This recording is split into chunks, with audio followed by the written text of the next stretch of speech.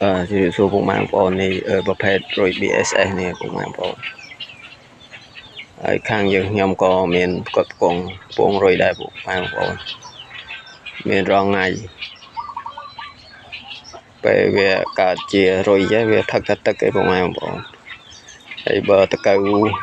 វិញយើងញាស់ដើម្បីឲ្យកូនមិនទា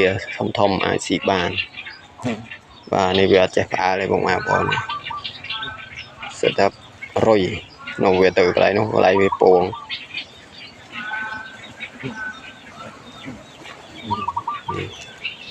វាកំពុងមកពងពុកម៉ែបងប្អូនយើងដាក់ឈើឲ្យវាពងវាពណ៌ដោតក៏គូតវាចូលហើយបាទក្នុងនេះច្រើន